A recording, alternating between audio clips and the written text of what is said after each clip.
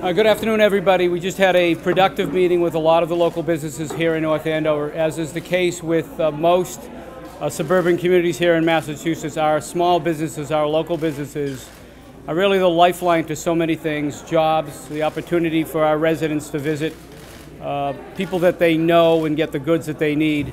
You're currently located in a space where we had this event where 21 businesses are currently without gas in this one location. 21 businesses. And it probably relates to several hundred jobs, and they're impacted in some way or another in some different way. Everybody's different.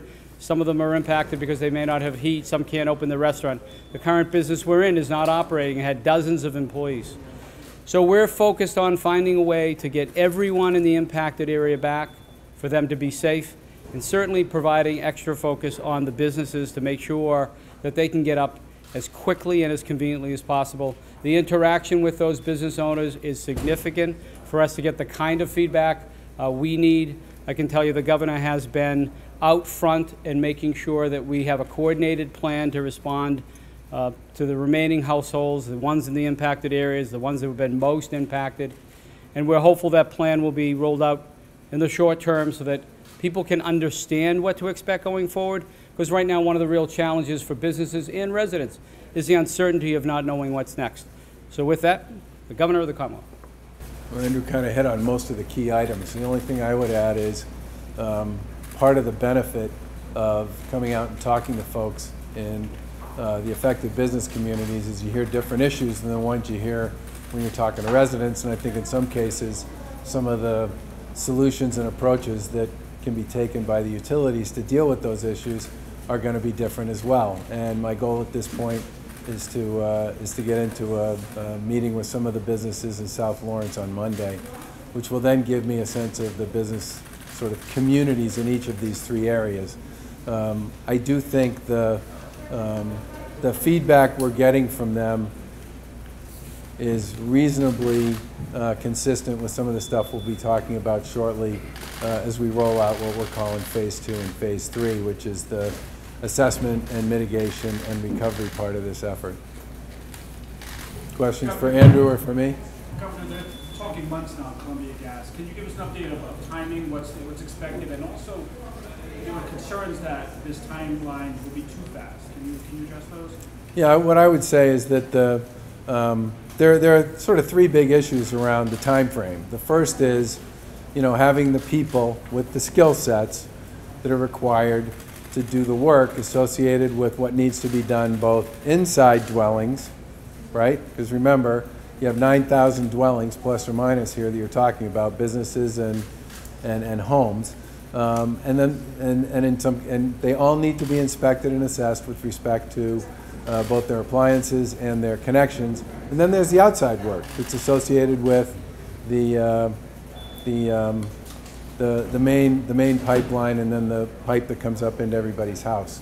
And the work on both of those needs to be done by people who have a certain skill set and a certain kind of experience. So one thing is you got to get enough of those people involved to make sure that the work gets done right, so that you do deal with all the safety issues that you were referencing. The second issue is ensuring that we have what I would describe as enough of the materials that are required to do the mitigation work. And that's also,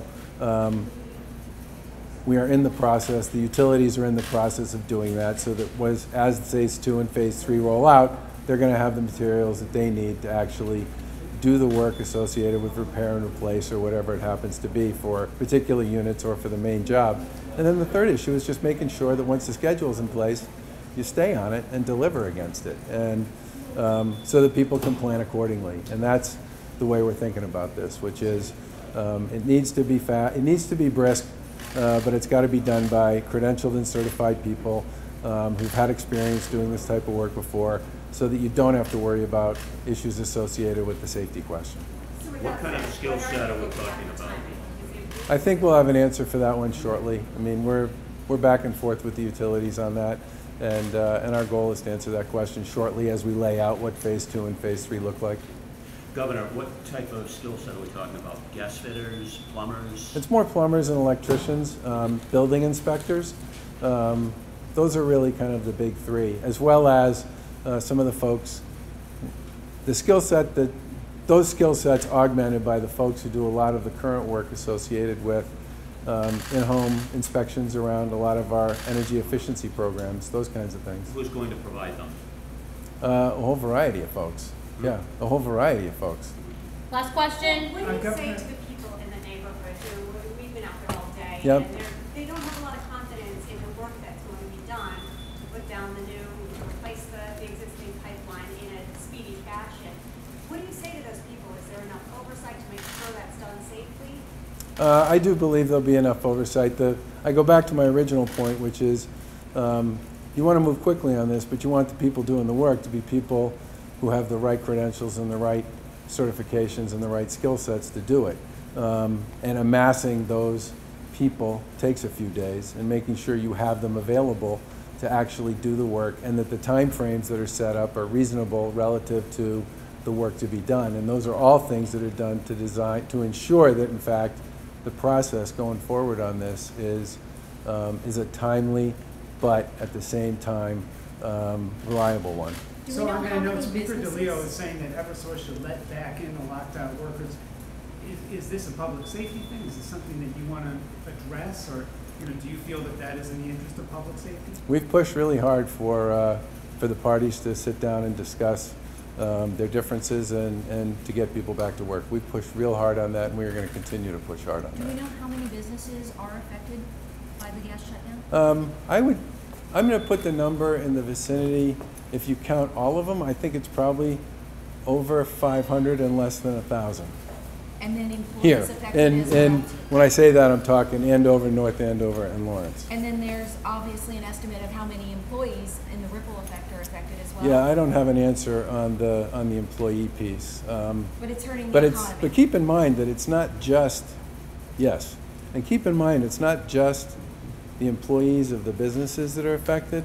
It's also the businesses that service the businesses that are being affected, as well as their employees as well. I mean, there's a legitimate ripple to this, and that's part of the reason why I thought it was important for me to spend time with the business community in each of these three communities and to hear directly from them on what they think some of the things are that we need to do as quickly as we can, safely, to make sure that they get back to work. What were their Thanks, spirits guys. Update on the cause, Governor? Say what? What were their spirits like today when you addressed them? I mean, I'm more inclined to let the guy who knows them best answer that question, but I thought the questions they asked were good. I thought they gave us some really creative suggestions about how to do some of the mitigation work that involves some of the businesses in this community, and I felt the same thing in the meeting that we had with the folks in Andover, and I'm sure I'll feel it as well in Lawrence, which is sort of what I would describe as a can-do.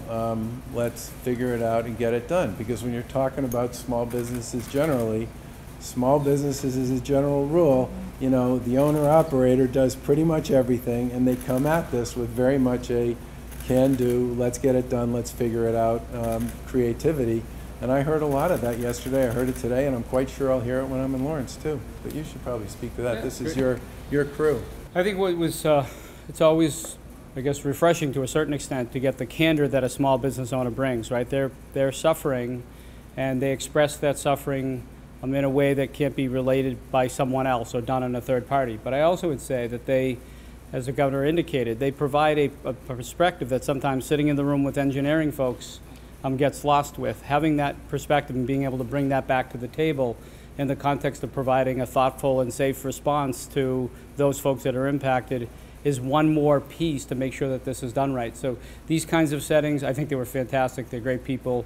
To bring back their concerns and their interests back to the table, back to the folks who are technically trying to put this puzzle together, is essential for it to be done right. Governor, Thanks, update you on guys. investigation?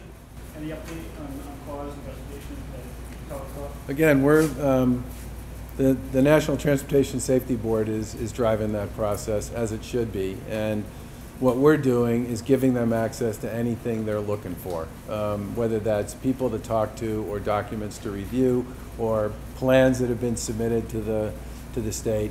But they're they're in charge of that, and we're going to do whatever they need us to do to make sure they get the job done and done the way they want to get it done. Thank you guys. Thanks, guys. Appreciate it.